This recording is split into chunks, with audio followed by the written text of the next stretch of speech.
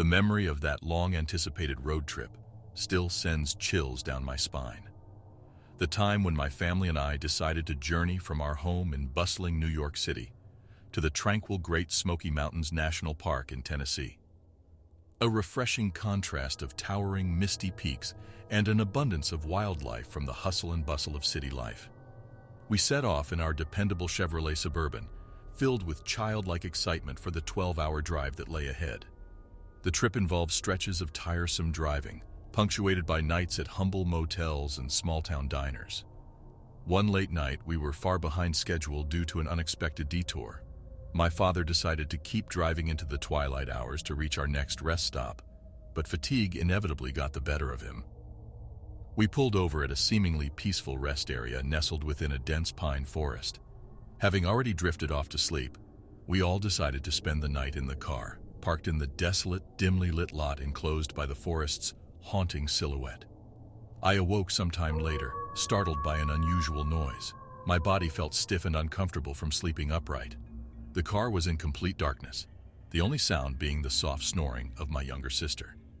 In the hushed isolation, I felt a creeping restlessness and decided to examine our surroundings. Straining my eyes to penetrate the darkness beyond the car windows was futile. I fumbled around the back seat and found a reliable LED flashlight we'd packed for the trip. With the flashlight in hand, I peered through the window, my small cone of light slicing through the dark abyss.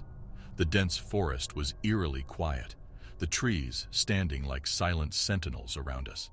But then, among the spectral trees, I noticed an odd, motionless shape. A figure, tall and intimidatingly bulky, stood with an uncanny stillness. The shape was too indistinct to be recognizable, but it was unmistakably humanoid.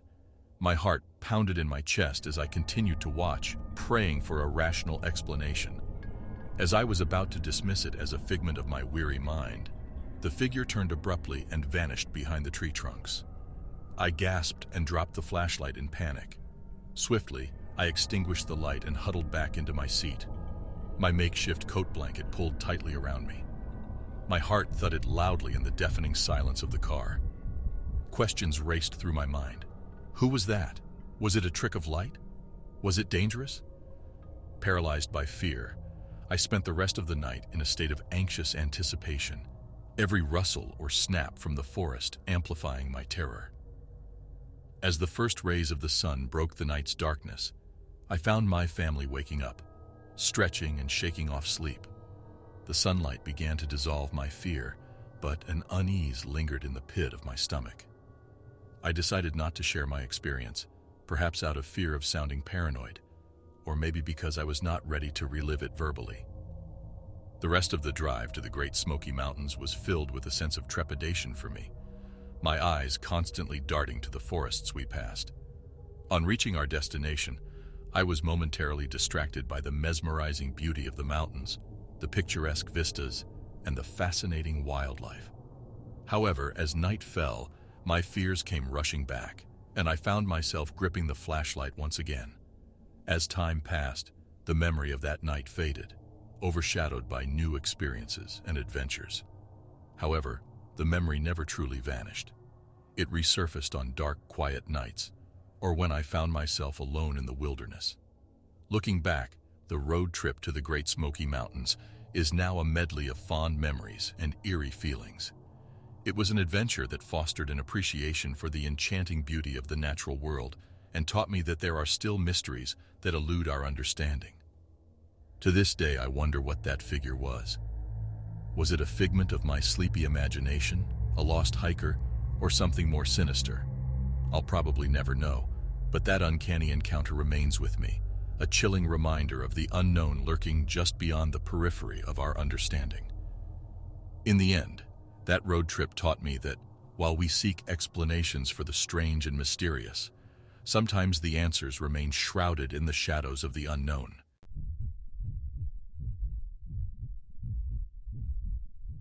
There's something profoundly haunting about being followed. It's a persistent, creeping sensation, one that hovers over your shoulder and echoes in the deepest corners of your mind. This, I learned the hard way on a vacation that was supposed to be the road trip of a lifetime. A carefree drive down Florida's Route 1, chasing the horizon and soaking up the sun. A journey turned into a nightmare. Let me take you along for the ride. Our expedition began innocuously enough. My family and I had set out from our home in Jacksonville, our trusty station wagon packed to the brim with summer essentials. It was a typical sunny Florida day, the sky a vibrant canvas of azure, speckled with fluffy cotton candy clouds. Route 1 stretched out before us, an unending tarmac ribbon that promised adventures and serendipity. A few days into our trip, we started noticing a familiar silhouette that seemed to appear wherever we went. A rusted, weather-beaten pickup truck that appeared so ordinary, so nondescript, it was nearly impossible to recall any defining features.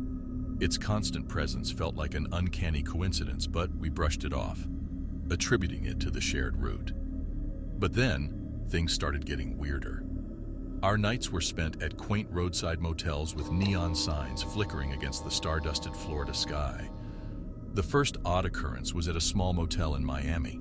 We awoke to find our car covered in a thin layer of dust, as though someone had circled the vehicle multiple times, dragging a hand along the paint.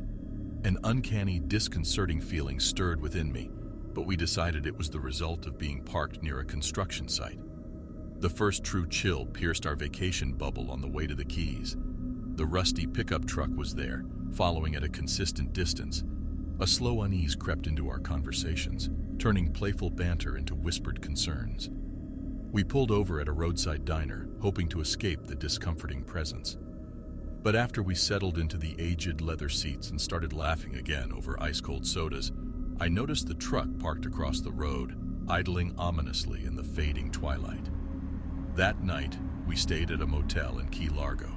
The parking lot was full, forcing us to park our station wagon in a dimly lit corner. As we stepped out into the balmy night, the glint of metal caught my eye. The truck was there, a spectral presence in the lot's farthest corner, its silhouette just visible under the paltry glow of a distant street lamp. Sleep eluded me that night. A simmering dread churned in my gut, and I found myself continually peeking through the drapes. Sometime past midnight, I saw movement from the truck. A tall, gaunt figure, barely visible, emerged. He walked around our car, paused, then disappeared into the night. We awoke to a chilling sight. 4 flat tires and an eerily precise message scratched onto our windshield. "Nice car, nice family." Our cries of shock drew a small crowd of onlookers. The police were called. A report was filed, but there was little they could do. The truck was gone, and we had no description of the person responsible. We were stranded for a couple of days in Key Largo as our tires were replaced and our car repaired. A pall of tension hung over us. Our holiday spirit had evaporated, replaced by fear and anxiety. Yet we chose to believe it was a random act of vandalism, hoping that would be the end of our ordeal. But deep down, we all knew it was far from over. Resuming our journey, we were hyper-vigilant, our eyes scanning the horizon for that rusted truck. We saw no sign of it for days. Relief slowly seeped into our veins, and we dared to think we were free. But then, on the night before we were supposed to return home, the truck reappeared in our motel parking lot. A blood-curdling terror gripped us as we spotted the figure once again. This time, he didn't touch our car or leave any messages. He simply stood there, staring at our room until the break of dawn. We rushed home the next day, the once vibrant Florida landscape now a blur of unending terror. We reported the incidents, provided whatever details we could, but the fear never left us. A sinister echo of our road trip remained, a shadow we couldn't shake off. We knew he was still out there, a faceless terror lurking somewhere on Route 1. I'm sharing this story to recount our experience, an ordeal that transformed a dream vacation into a nightmare. A warning to other travelers, to be vigilant, to be aware. For you never know when an ordinary road trip could take a sinister turn into the uncharted terrains of fear and paranoia. Route 1 will forever be etched in our memory, not for its breathtaking vistas or sunsets, but for the haunting specter of that rusted pickup truck. Well, that's the end of this eerie tale, my friends. I hope it gave you the chills you were looking for. If you enjoyed our journey into the unknown and would like to venture further into the realm of the spooky and strange, be sure to like this video and subscribe to our channel. We have plenty more chilling tales to share, so stay tuned. Your experiences and thoughts make our community even more exciting. Have you ever had a creepy encounter on a road trip? Or perhaps you've witnessed something unexplainable in the deep, dark corners of the wilderness. We would love to hear your stories, so don't be shy. Go ahead and share your tales in the comments section below. Don't forget, each comment, like, and share helps our community grow and enables us to keep bringing you more spine-tingling stories. Let's continue this terrifying journey together. And if you're in the mood for more tales that will make your skin crawl, click on the video appearing on your screen right now. Get ready for more bone-chilling, hair-raising, and truly terrifying tales. Stay safe, stay curious, and as always, keep exploring the mysteries that lie in the shadows. Goodbye, for now.